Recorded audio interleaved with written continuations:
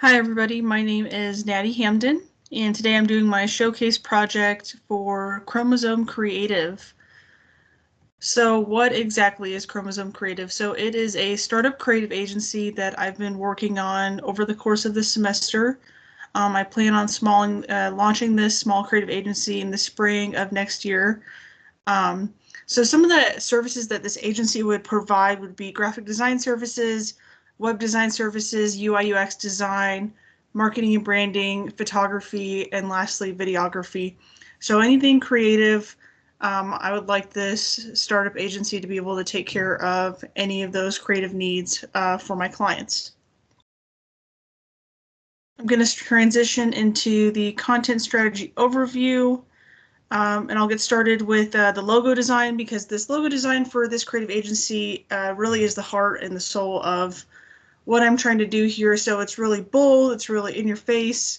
It's clean, sleek with this giant X that I feel represents the X chromosome that we all have. And the title Chromosome Creative goes along with my slogan, design its inner DNA. So it's just trying to kind of symbolize a next generation of creativity and innovation. And then I have my color scheme here, which you've kind of already seen throughout these slides. It's going to be the red, the black, the white, the steel, the gray tones. There aren't going to be any other secondary colors besides red tones just to keep it more um, a lot of people have said it's kind of harsh, but I'm kind of going for that really just bold, simple design that'll be easily recognizable and will keep all the colors and all the creative aspects for work that I do for my clients. The font that I've chosen for the content that I'm going to be creating is Oswald. I really like Oswald because again it offers that modern, clean, sleek look. It's easily readable, and there's different variations of the font that'll work well on different varieties of content that I plan on creating.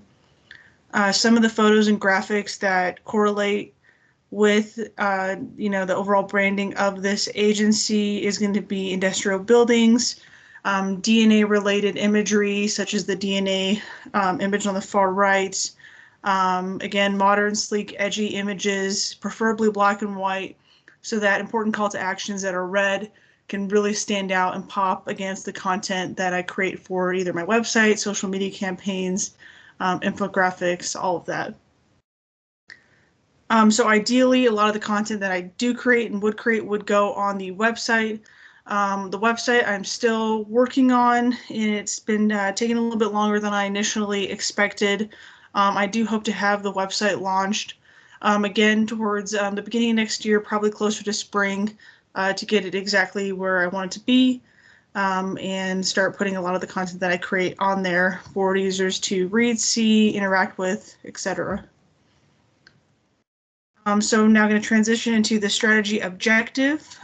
So initially, the objective is to achieve brand awareness for the company on a variety of social platforms. I want the Chromosome Creative logo, imagery, and colors to be easily recognizable when users see my post on LinkedIn. If they see a piece of my content, I want them to say, "Oh yeah, that's Chromosome Creative." I can tell by the imagery and font and all of that. I want to establish a clear value proposition and call to action for my online users throughout each piece of content, which is trying to get users to, search for my services online or, reach out to me for maybe a consultation to discuss what type of design services we can provide to the specific client. What type of goals will help reach my objective? So ideally, it would be great to have 100 followers at least on Instagram and LinkedIn. I have about 1,700 followers or connections on LinkedIn, and I'm hoping that when I do create my LinkedIn page for Chromosome Creative, that I will be able to pull a lot of those users over onto that page, just because I've been trying to build up a following of people that are really located in my niche in the marketing world and would be interested in this type of content that I'm trying to produce. Once I get the website started, hopefully in the beginning of next year, I'd like to see steady traffic If possible, I will have to optimize it for SEO, but I think that is more of a secondary goal later down the line. And then there's just some other goals listed there, which would be more long-term, which is generating leads through email and generating leads through online form submissions on the website. So now we're going to transition into audience overview. So I have two buyer personas that I'm targeting for this audience. The first is going to be small business owner Dave. This is someone that has, a small little business and they're very busy. They don't have a big team and they are wanting to improve maybe their website or their digital content efforts. They're tight on budget and they just don't have a creative team. They don't have time for that. They're probably just looking to outsource really quick some small projects. So that would be the first type of person that I'm targeting. The second type of person I want to target are marketing manager Mindy's. So this is for smaller digital marketing agencies that perhaps offer SEO, PPC, and CRO. My creative agency could basically that agency could outsource Chromosome Creative to do small design works for clients that they just can't do in-house. So basically I would be an extension of their team. So those are the two personas that I'm trying to target with Chromosome Creative. And let's get started with some of the content that I created over the course of the semester. So content one is social media posts. The objective for these posts is to find people that align with the company's values. So with Chromosome Creative, we're targeting people that are wanting to grow and adapt and not settle for the baseline. I'm looking for people that are wanting to go above and beyond with what they're trying to market and think outside the box and go beyond traditional marketing methods. So a lot of these posts are just kind of more direct and simple, yet keeping the branding and design of the creative agency. This would potentially be for users past the awareness stage. So hopefully after building a decent following, maybe even just 100 followers on LinkedIn, people would be seeing these posts and they would be trying to, get them to, walk through the door and request a consultation with me. And that kind of coincides with the purpose of them is just generate more leads, primarily through LinkedIn. At the bottom, you'll see a post for Instagram. Ideally, that would be a carousel. I've created a similar carousel that starts with that slide on my personal LinkedIn, and I kind of transitioned that and utilized it for an Instagram post.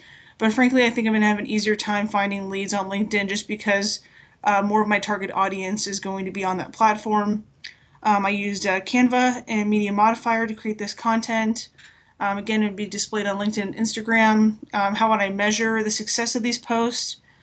So whenever you post something on LinkedIn, at the very bottom, there's a little insights button that you can click in to see, what companies are, from what companies are people engaging with your posts. You can see where in the world most of the engagement's coming from, and there's lots of really cool insights that you can see on each individual post. And then also Instagram offers insights whenever you post as well. Content 2.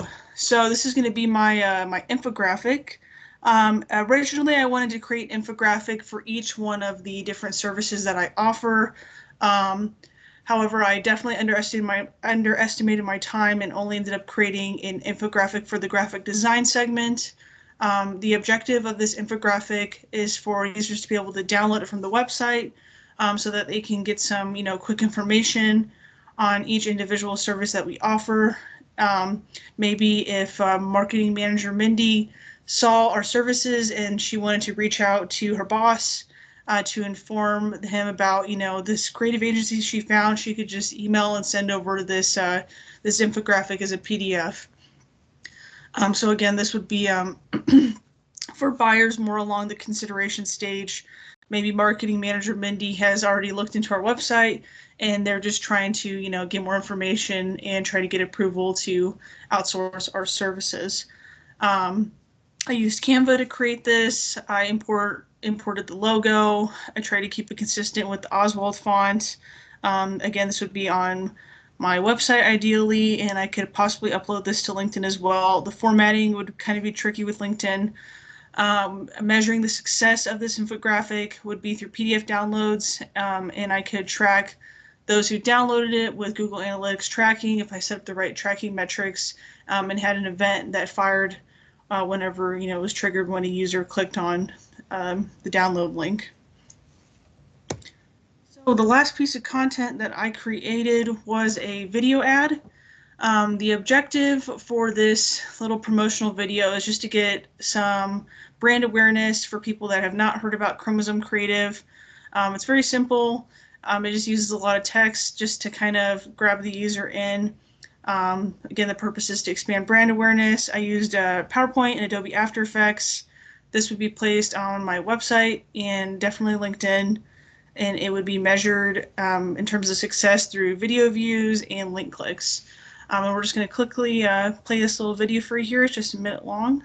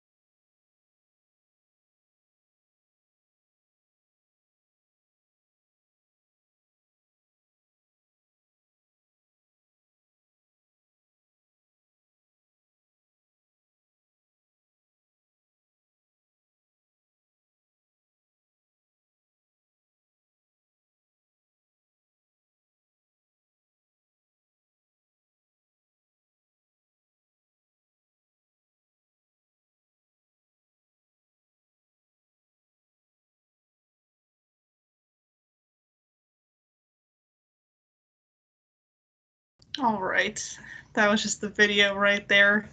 Again, just using it for brand awareness on my website and on LinkedIn.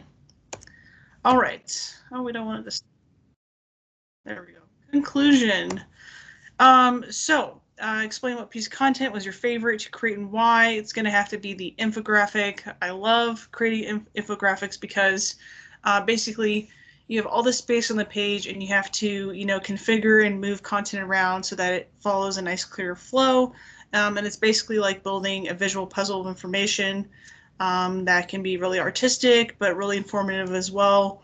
And it's just a lot more appealing to read and get information from versus just your traditional, PDF document. What could I have done differently if I did this all over again? I would have created more content. I would have managed my time better. I definitely underestimated how long things were going to take, and that kind of wraps it up with what was the most valuable takeaway from the project. It would be to fully understand how much time each piece of content takes to create before saying that I can do it. And this is a great reminder, especially if I am going to be offering design services. I need to know exactly how long things are going to take so that I can offer my clients clear, deadlines and timelines in terms of when they can expect to receive that content. Anyway, I appreciate you guys' time and thank you very much.